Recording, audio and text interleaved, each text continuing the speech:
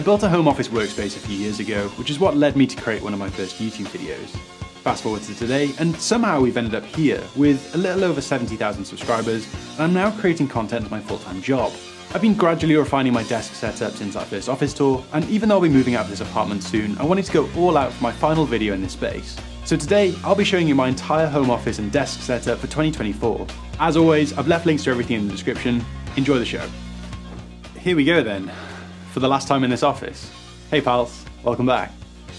During my time in this space, there's always been something I've wanted to improve. So it's quite ironic that I finally got it to a place I'm really happy with, literally right before I leave. But that's just the way it goes sometimes, and I am looking forward to the potential of a new office, and I figured I could use this as an opportunity to share some of the lessons I've learned along the way. While planning for this video, I identified 3 key areas of creating an effective workspace.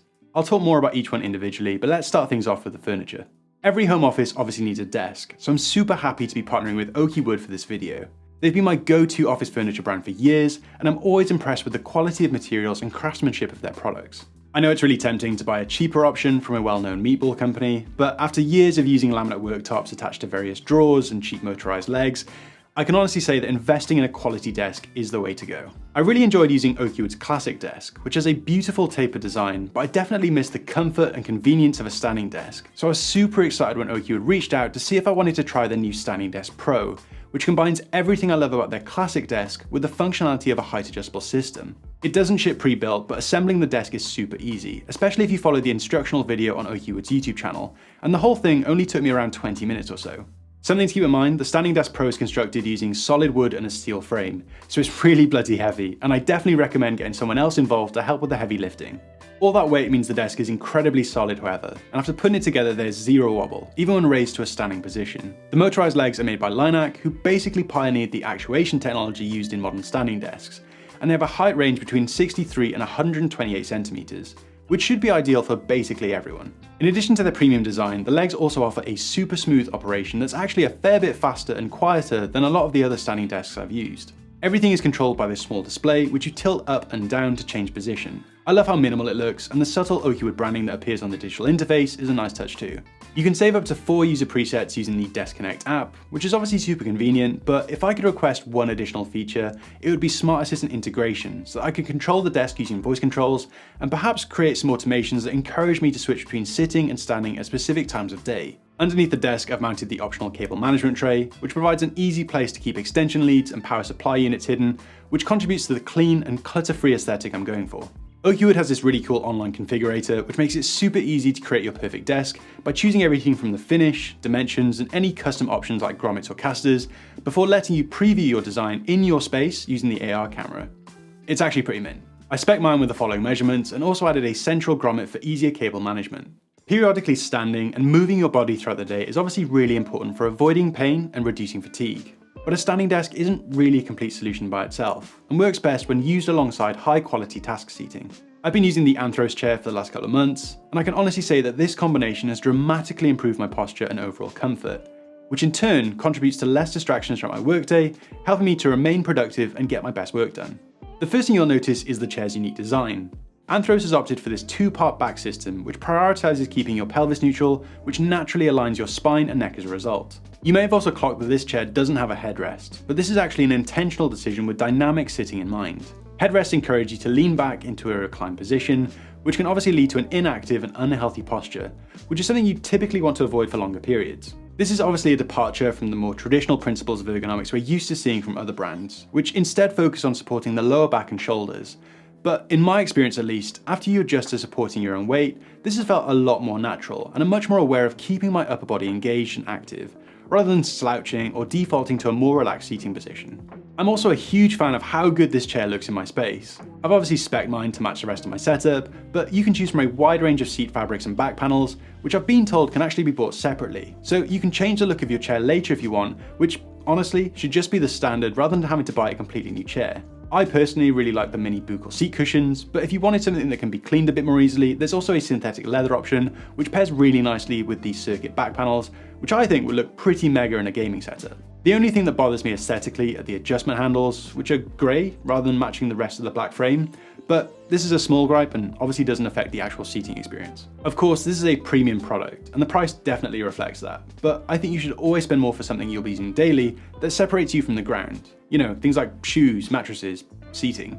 I put up with a cheap IKEA desk chair for years, so I can tell you from first-hand experience that investing in high-performance task seating will make a huge difference to your overall comfort and quality of life. Things were starting to take shape by this point, but I felt that the wall behind the desk looked a bit empty, so I also added these floating oak shelves to utilise the vertical space and add a bit more character to the setup. Just like the desk, these are also made by oak wood and they're made using the same high quality materials, so they match perfectly with the rest of the setup. They were pretty straightforward to install. I just used a couple of grip it plasterboard fixings to secure the mounting bracket, then slid the shelf straight on. I know they look a bit too high on camera, but I was trying to be conscious of the monitor height when using the desk in a standing position, and they honestly look fine in person.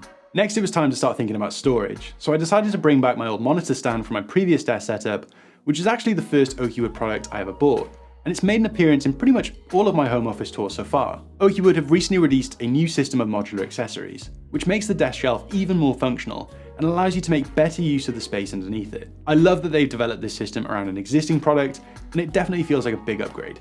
Depending on your needs, you can choose between one large or two smaller drawers. I chose the latter, providing easy access to my frequently used items like memory cards, tools, and other stationery. They come included with a couple of these pen holders, which I tried using as dividers, but that isn't really their intended purpose, so I wanted to create a better system for organising my drawers, which we'll come back to in a minute. On the adjacent wall, I also have this sideboard to store everything else. It's part of the Besta range from IKEA, and it's not terrible, but I probably wouldn't recommend it unless you really don't want to spend much. The whole thing is just super wonky, and the doors do not line up no matter what I do. I use the right hand side to store all my hard drive backups and hide clutter, but the left side is where I keep all my 3D printing supplies. That leads me on nicely to the tech I'm using in this space, which are all the products or devices that elevate my productivity and contribute to my creative workflow.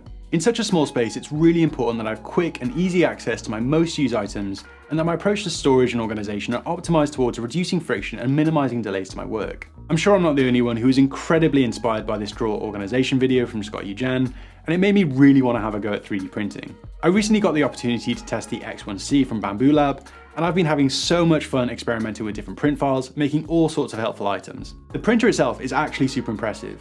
This is Bamboo Lab's flagship model and is absolutely stacked with hardware. It uses an enclosed chamber design and combines an ultra-light carbon rail system with a vertically raising print bed for much faster printing without compromising on quality. It also features a LiDAR system that measures the exact nozzle height to more accurately calibrate things like the flow rate and improve the quality and precision of prints for super smooth results.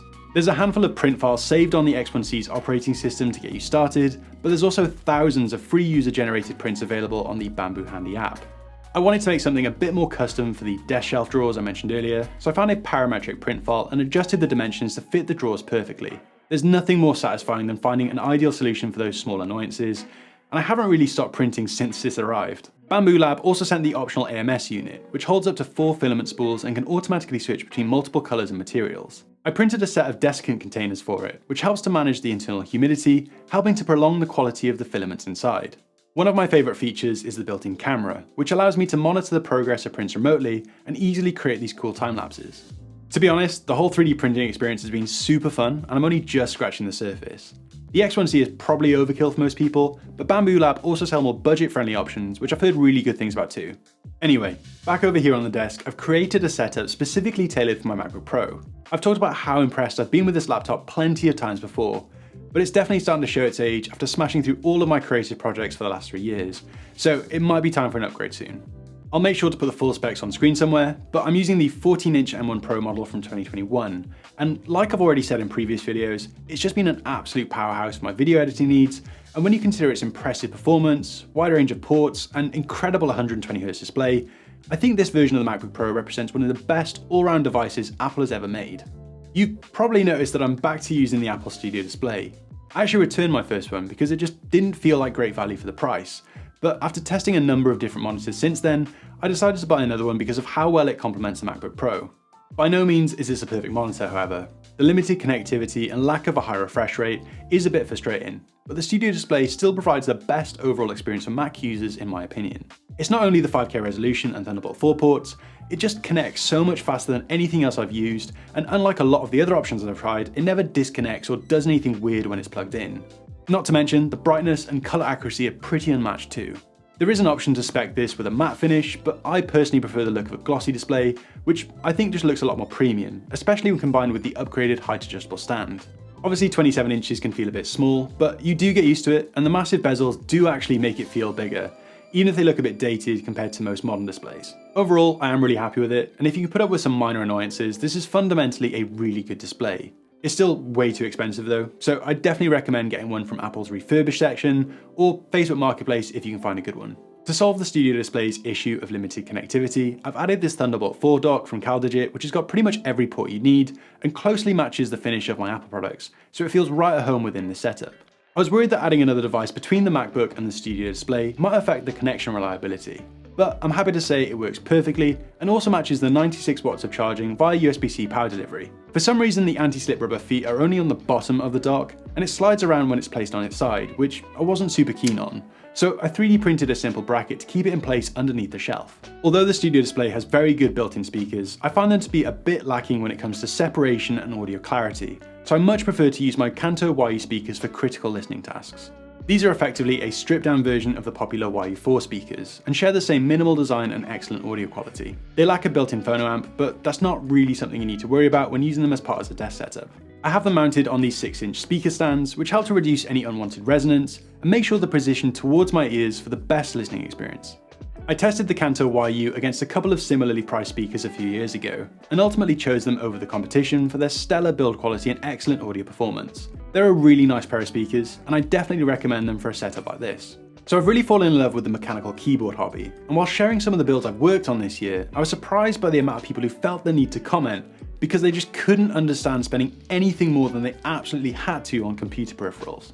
Look, at the end of the day, this is how I physically interact with my work. You wouldn't expect any other profession to cheap out on their equipment, and since a mouse and keyboard are the closest equivalent to being the tools of my trade, I figured it was important to invest in quality products that I enjoy using and enhance my creative workflow. I've always been drawn to product design that incorporates natural materials, so as soon as I saw the mode Encore, I knew it would make the perfect centerpiece to my black and oak desk setup. Designed by fellow YouTuber Matthew and Cena of Mod Musings, this keyboard celebrates classic design features through a juxtaposition of unique materials. It was released as a limited drop back in June and July, so unfortunately there are currently no official channels to purchase the Encore, but Mode do have a number of in-stock products that provide the same great typing experience. For the enthusiast watching, I'm using a set of GMK Noir keycaps paired with Gateron Orking switches and Durock V2 stabilizers. Similar to Mode's other keyboards, the Encore comes with a selection of mounting options, but after a bit of testing and tinkering, I found the black lattice blocks to be my favourite. Overall, I'm super happy with this board. The quality of materials and typing feel are both incredible. Here's a quick sound test.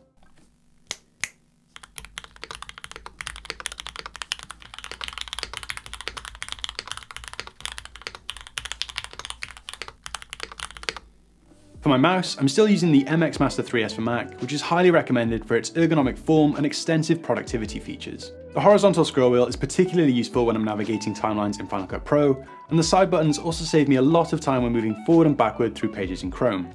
I also really enjoy the button built into the thumb rest, which allows you to use all the regular Mac gestures like swiping between windows and launching mission control. My only issue is that it's Bluetooth only, which doesn't always work well, so I wish it had a Wi-Fi dongle like previous versions of the MX Master. I've placed both of these peripherals onto an Orbit Key desk mat to protect the wood from stains, scratches and spills. I think the black leather looks really elegant, and there's also a handy place for tools and other hardware when I'm working on my keyboard builds. I'm still using this MagSafe charger from Oakwood, which gives me a convenient place to charge my phone, which allows me to glance over at any new notifications rather than picking up my phone and getting sucked into a 20-minute doom scroll. On the other side, I have this mechanical pen from Wingback. I featured this in my all titanium everyday carry video, and it's remained a staple part of my workflow. Even though I use a lot of digital tools in my creative process, I still prefer to make notes and to-do lists on paper, and this is a really lovely solution for those tasks. It's got a simple, premium design with some nice knurling around the grip and top section, which has got a really satisfying twist mechanism to reveal the nib. I also have the matching titanium pen holder, which gives you a consistent place to put it and looks really smart on the desk. When designing a workspace, I think it's really important to surround yourself with things that represent your unique personality and celebrate your interests. You can probably tell that I'm a big fan of natural tones and textures, which is why I chose to use oak as one of the main features of this space. I've still got the slat wall panels mounted to this side of the office, which gives the room a warm and inviting vibe, while also reducing ambient noise thanks to the acoustic felt backing, which is also super helpful from a production standpoint. I use these panels as the backdrop to my previous desk setup, but I found having the vertical lines behind the monitor a bit distracting, and I also didn't love having my back to the door, so I decided to switch everything around, which definitely feels a lot more natural and helps to open up the space a bit. I typically follow the 60-30-10 rule when approaching a design project like this, so I complemented the neutral tones and warm oak with accents of green for a balanced and aesthetic colour palette. I figured lots of plants would be the best way to achieve this, so I moved one of my larger snake plants from the living room, but I also wanted something to hang down from the wall shelves to fill in the empty space above the desk. So I propagated some cuttings from an overgrown pothos at my parents' house and 3D printed a planter and drip tray for it to live in. Plants are a great way to break up all the harsh straight lines created by furniture and makes the space feel more calm and cozy. Having something alive in the room that needs care and attention provides a deeper connection to the space, although I usually just throw them all in the shower for a quick drench if I'm feeling a bit lazy. For even more green, I also have this acrylic display, which features some of my favourite Pokemon cards from a popular set that came out last year based on the original 151. I recently got back into collecting after a very sudden wave of nostalgia, and I really fell in love with the artwork of these three cards in particular. So it just didn't make a lot of sense to me for them to be hidden away in a binder, and I figured they should be on show to be properly appreciated. Obviously UV exposure can damage cards over time, but I won't be in this space much longer, and they'll be moved into a more controlled environment soon. You can probably guess mine, but let me know in the comments what your favourite starter line is. I've also displayed a couple of items from my other passions, including a McLaren GT3 sim racing wheel, along with my trusty analog pocket. As I get older, it's unfortunately becoming more difficult to make time for these hobbies, but having them on display is a nice reminder to take some time away from work every once in a while so I can de-stress and unwind a bit. As previously mentioned, another one of my interests is building mechanical keyboards, but I've started to run out of places to put them all. I had a big empty space on one of the walls that felt very underutilized, so I bought a couple of these pegboards from IKEA to turn it into a functional display of sorts. The 3D printing community love these pegboards and have created a huge number of third-party accessories which are mostly free to download. I found a couple of cool ideas, including these keyboard holders, which I think look really good and give me a convenient place to store and showcase my favourite builds. There's an eclectic mix of other decor and accessories to fill the rest of the empty wall space. So in no particular order, here's a quick run through everything. These wooden hooks are from IKEA and give me a place to keep my camera bags, which are from Wandered and Brevity. I don't like to put too much weight in these, but they are quite handy for some quick and easy storage for things like cables and small camera accessories. This pennant flag is from a local clothing brand called Who, and this mid-century modern inspired calendar is from CalStore. I also have an analog wall clock from Brown, which employs a clean, minimal design that works really well in this space. I particularly like the fact that the movement mechanism is silent, and the second hand sweeps around the clock without distracting me from my work. I also forgot to mention that on the sideboard I've got my smart speaker, which is a Nest Hub from Google. It works well for voice controls, but the touchscreen is super laggy, so there's not much point in having it within reach on the desk. I recently made a video all about my favourite smart home accessories, and I use this as part of my setup to easily control things like my smart blinds and light bulbs. Speaking of, this swanky looking lamp is also from IKEA, which I've paired with a Philips Hue filament bulb that can be controlled via Google Assistant. The ceiling light is also part of the Philips Hue range. I think it's called the Fugato, and definitely looks a lot more premium than the basic pendant fitting that was there previously. So that's everything in my home office and desk setup for 2024. I'm super happy with how this one turned out, but I'm also really excited to start from scratch in a new office and design a workspace that will hopefully give me much more room to create bigger, more ambitious videos as my channel continues to grow. Make sure to subscribe to stay in the loop with that process, but as always, thanks for watching. I'll see you in the next one.